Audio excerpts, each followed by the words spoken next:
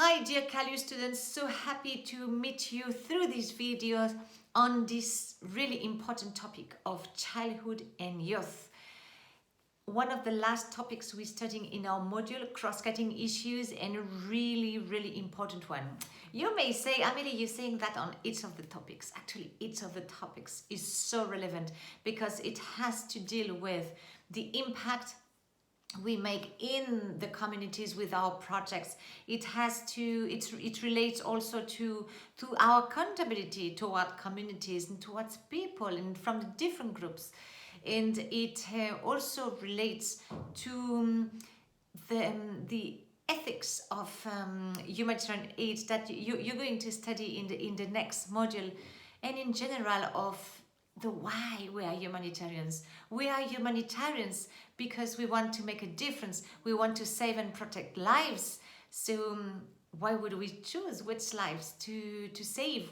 Do we want to save only the lives when it's easier, when it's an evidence, or do we want really to touch each of the lives that really needs us to be here, to support and to empower? I have three key messages. First one is, please, it's more begging you, please take this topic under your arm and put the specs of childhood and youth really actively. Everything is to be done. Frankly, when I looked at humanitarian aid projects, can we say from an organization that is not specialized in children's rights, I've never seen a project where you can really say, wow, there's such an inspiring and good and relevant integration of childhood and youth. Maybe they've been able to do childhood, but youth especially is really forgotten. And I mean, let's not be too hard. There's been some improvement. For me, the two major improvements is, yes, that in the humanitarian programs, it's true that at least now you have disaggregated data by age. I mean, I remember 20 years back, there were not even a consensus on what are the age groups. So here it's something that comes quite naturally. It is also true that now in humanitarian responses, you always have specific activities and actions for the children, especially the younger ones.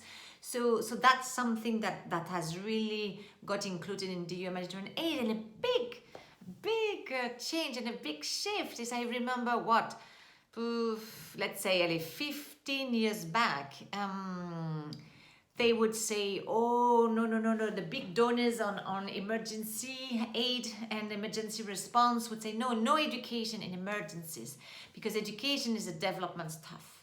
And look where we are today, and what has enabled to make this big change. And the big change is that the same donors now fund, promote, and develop policy on education in emergencies. So that's fantastic. You know, one of the big changes, the reason of this big change has been the lobbying and the advocacy, of course, of the organizations engaged in education, engaged in emergencies, even from a general point of view and from a general approach, who continued lobbying and showing, demonstrating, giving arguments pro the education in emergency, how this was a key instrument to save and protect lives also, and to build back better. One of the things that has really enabled is this shift of being the minimum standards of education in emergencies, and those standards in the number of organizations and have got together to develop these standards. This has made a huge change, and I think this is what has enabled the donors to change their mind.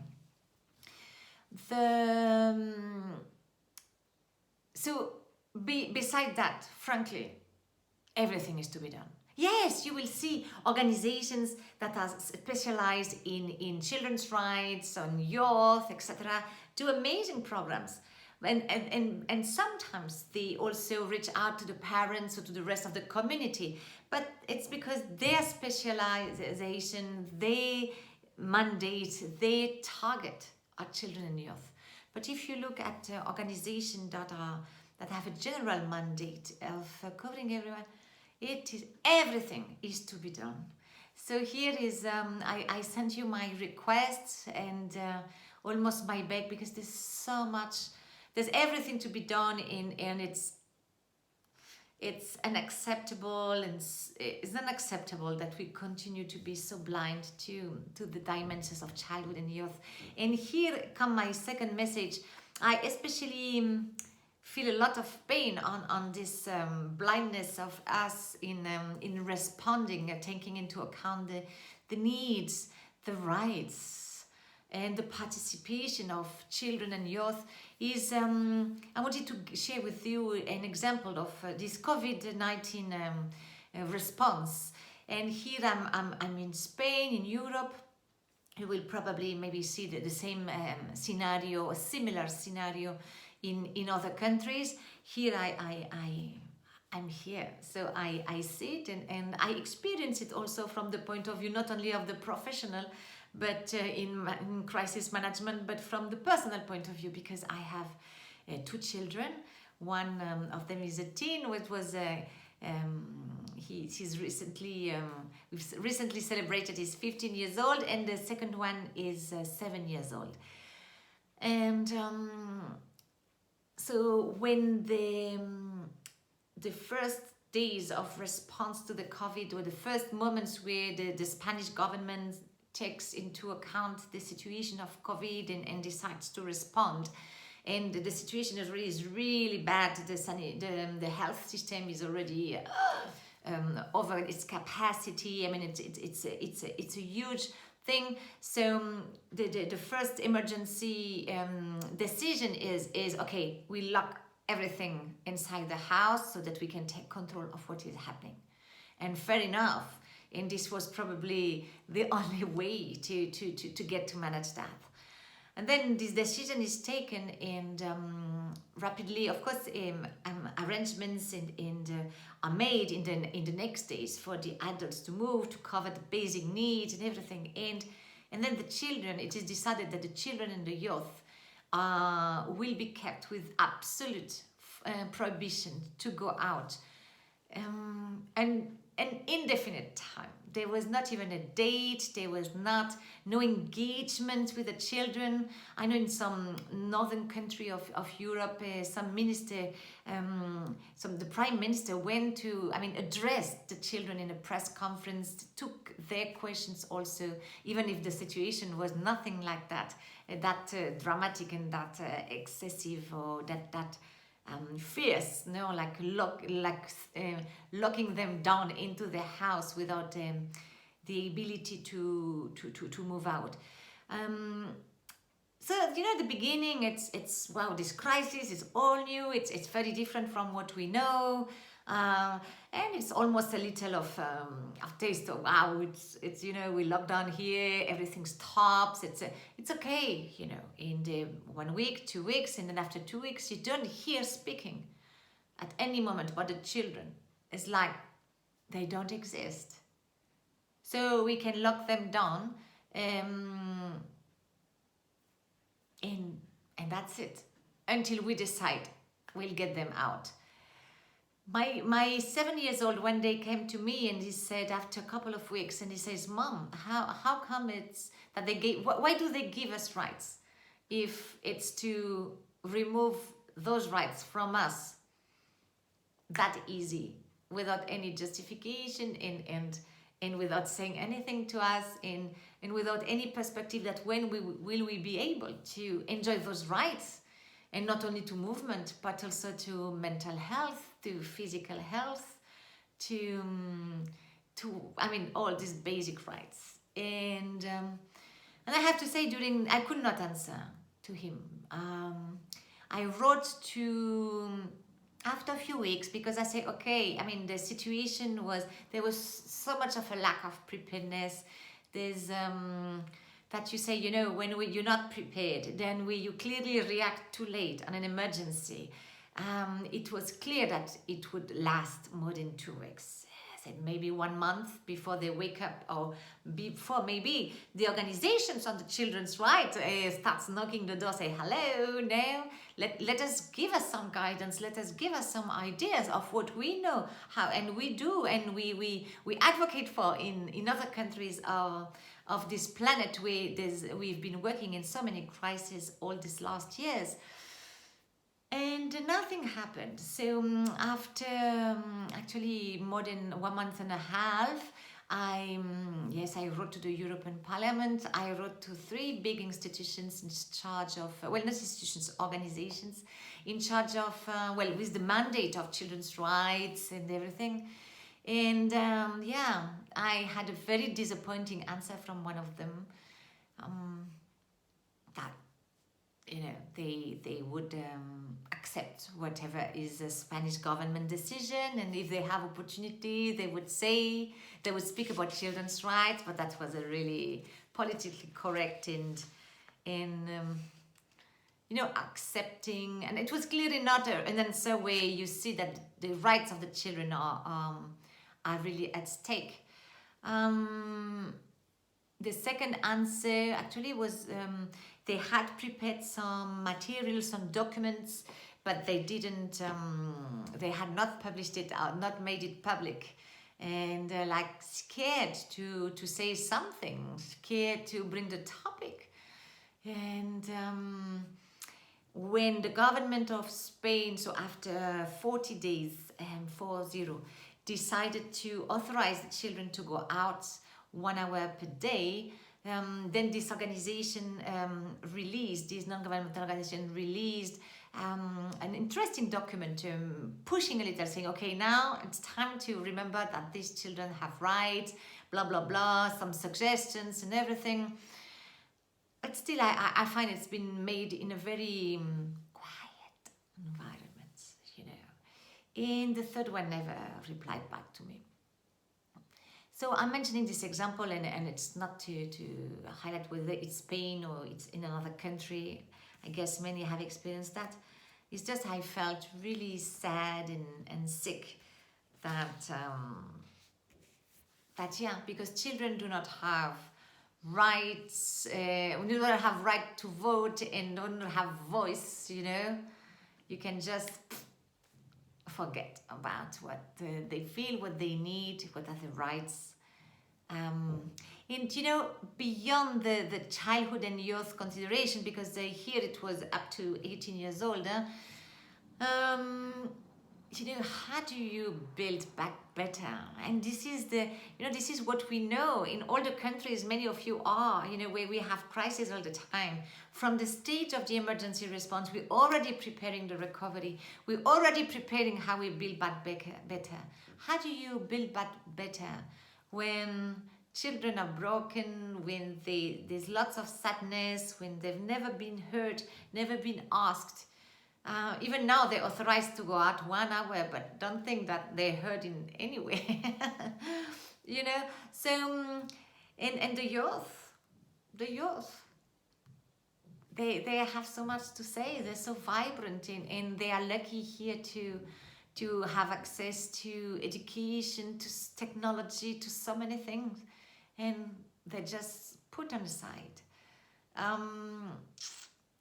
So that cannot happen. That cannot be accepted, and I will I share this example to say, look, we're supposed to be in the part of the world, there's so many resources, there's so many national legislations on the rights of children that adapt and that really almost expand, the international legislation. And it's supposed to be, wow, so many rights, so many things, and look,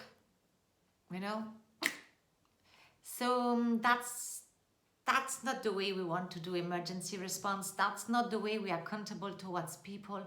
That's not the world we want to create.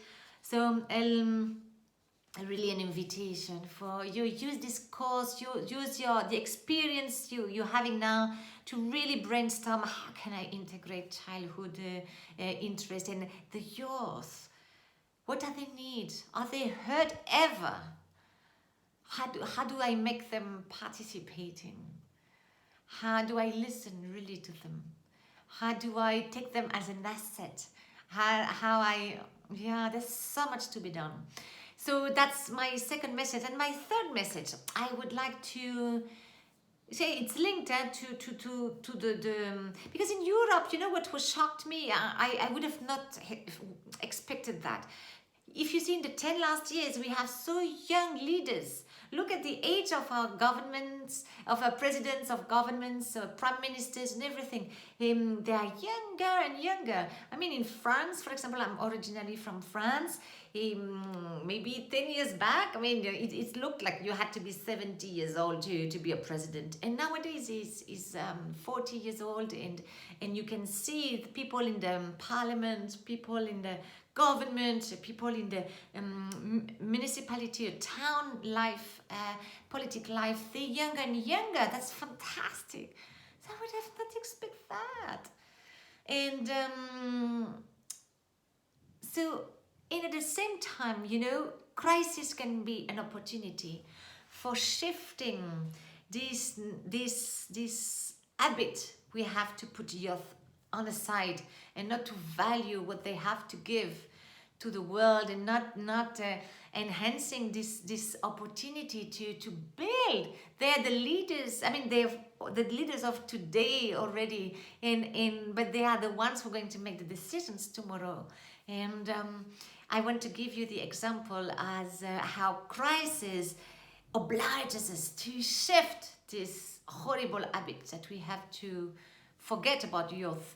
Is Cameroon. Cameroon, I was there in 2018, December. It was in far north of Cameroon. And over there, you know, there's a big issue of Boko Haram and getting into Cameroon, recruiting young men, young women who actually have no opportunities whatsoever of work, of employment, in areas where there's natural disaster one after the other. So there's nothing. And in communities where the culture is, there's a lot of respect to the wise man of the community, the elder, and the ancient of the village. He's the one deciding, he's the one saying, he's the one whose voice is going to be listened, which is fantastic and beautiful. We have a lot to learn, because this is another dimension of age, the elderly. But here there's that, but then the negative impact of this figure is that youth is not considered at all. So because if you don't have the age of the elder, then your voice, and the gender of the elder, then your voice does not count. So these are things that youth has nothing to say, because they've not seen life, they've not experienced life, they didn't have children, so they're seen like they have no value. What's happening? Boko Haram arrives here in this field that is really really fertile for having the youth falling into the hands. They promise money, they promise status, they promise purpose. And of course, the experience of these children over there is terrible. And when they come back, they're broken, they're traumatized. Sometimes they cannot continue living with what they've done, with what they were obliged to do. They are pushed away by the communities. So there's a lot of work also to reintegrate them, to have them feel better and everything. So then there's this huge unemployment situation in this part of the country. So the programs I've seen there, they're programs for employment and for youth, but also because how do you prevent the recruitment of these children and youth by these terrorist groups, is creating purpose, creating employment, creating opportunity, giving these youth a voice in the communities, feeling that their life here in that community has something to give, has a meaning, and that they contribute. So that's what the programs are about, shifting these perceptions of youth like they don't have anything to give, and showing what are the assets that youth can bring to the communities without jeopardizing at all or challenging the influence, the role, and the aura, the charisma of the elder of the village. And these are beautiful dimensions. So sometimes the adults who we are at the decision making of the projects and everything, or even of the governments, the crisis has obliged us to do that. And so I wanted to share this beautiful example, this amazing shift, and that is happening. And let us get inspired. So again, please, dear CalU students, mark your imprint in childhood and youth, in general programs, in the perspective, shift perspective, be creative, involve them, try them, make them visible, and you will make a big difference.